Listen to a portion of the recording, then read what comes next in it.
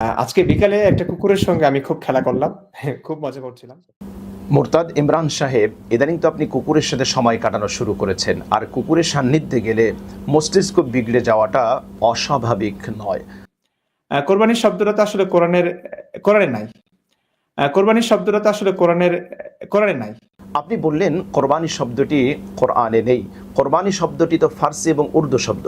তো কোরবানি শব্দটি আপনি কোরআনে কেন খুঁজবেন? কোনো নির্বোধ, কোনো অজ্ঞ, কোনো মূর্খ ব্যক্তি যদি বলে নামাজ শব্দটি আমি কোরআনে খুঁজে পাইনি, এজন্য আমি নামাজের বিধানকে পরিত্যাগ করব, নামাজ পড়ব না, তাহলে এই ব্যক্তিকে অজ্ঞ, মূর্খ, জাহেলে মোরাক্কাব ছাড়া আর কি বলা যেতে পারে?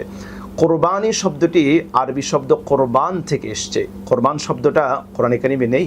কোরআন তো পড়বেন না, আপনারা তো লেখাপড়া করে পাশ করেননি, আপনারা ওই পিছনের বেঞ্চের ছাত্র, আপনারা কোনো মতে সার্টিফিকেট অর্জন করেছেন বটে, কেননা যারা কোরআন এবং হাদিস লেখাপড়া করে তারা তো কোনোদিন মোরতাদ হতে পারে না, কাফের হতে পারে না।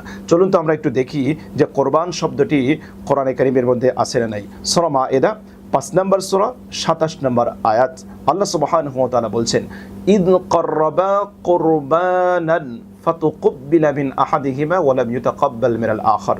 ইজ ক্বাররাবা কুরবানান, তারা দুজন, অর্থাৎ আদম আলাইহিস সালাতু ওয়াস সালামের দুই সন্তান হাবিল এবং কাবিল, তারা কোরবানি করলেন। ইজ ক্বাররাবা কুরবানান ফাতুকুব্বিলা মিন আহাদিহিমা ওয়া লাম ইউতাকাব্বাল মিনাল আখার, উভয়ের একজনের কোরবানি কবুল হলো আর একজনের কোরবানি কবুল হলো না। কি ইমরান সাহেব, কোরবান শব্দটি কোরআনের নেই?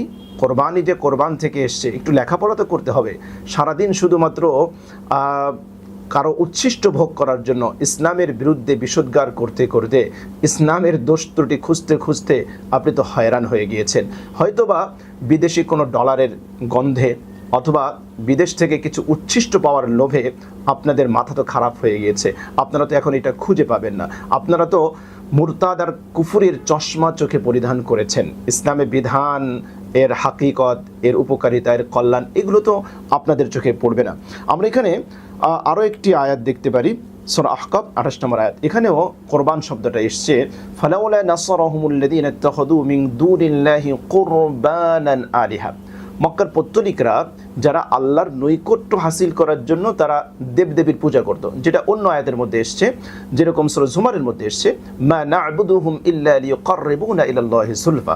তারা বলতো যে আমরা এই সকল দেবদেবীর উপাসনা এজন্য করি যাতে এগুলো আমাদেরকে আল্লাহর নৈকট্য অর্জন করিয়ে দেয়। তো আল্লাহ বলছেন, ফালাউলা নাসরাহুমুল্লাযীনা ইত্তাখাযু মিন দুনিল্লাহি কুরবানান আলিহা, তারা অর্থাৎ মুশরিকরা আল্লাহকে বাদ দিয়ে যে সকল দেবদেবীকে আল্লাহর নৈকট্য হাসিলের জন্য উপাসনা করত, আল্লাহ বলছেন কেন তারা তাদেরকে সহযোগিতা করে না? তো এখানেও কোরবান শব্দটা ব্যবহৃত হয়েছে। এই কোরবান থেকে এসছে কোরবানি।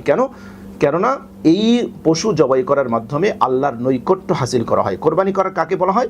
মা ইউতাকাররাবু বিহি ইলাল্লাহি তাআলা, যার দ্বারা আল্লাহর নৈকট্য হাসিল করা হয় তাকেই তো কোরবানি বলে। সুতরাং যে সকল পশু জবাইয়ের মাধ্যমে আল্লাহর নৈকট্য হাসিল করা হয় তাকে কোরবানি বলে।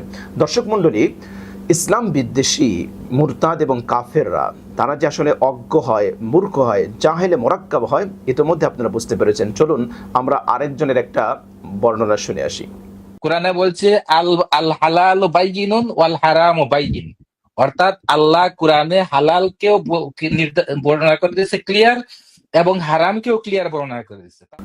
দর্শক মণ্ডলী, আপনারা এতক্ষণ পর্যন্ত একজন মোরতাদ কাফেরের বক্তব্য শুনলেন। তিনি কি করেছেন? বুখারী শরীফের হাদিস 52 নম্বর হাদিসকে কোরআন নামে চালিয়ে দিয়েছেন। কি বললেন? আল হালালু বাইয়িনুন ওয়াল হারামু বাইয়িনুন।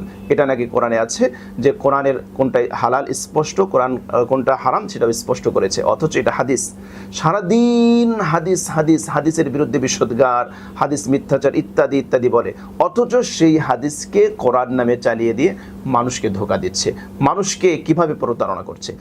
এজন্য দর্শক মণ্ডলী, আপনাদেরকে বলবো, এ সকল মুরতাদ কাফের এবং ইসলাম বিদ্বেষী যারা সারাদিন ইসলামের সমালোচনা করার জন্য ওত পেতে বসে থাকে, আপনারা এদের জ্ঞানের গভীরতা দেখলেন।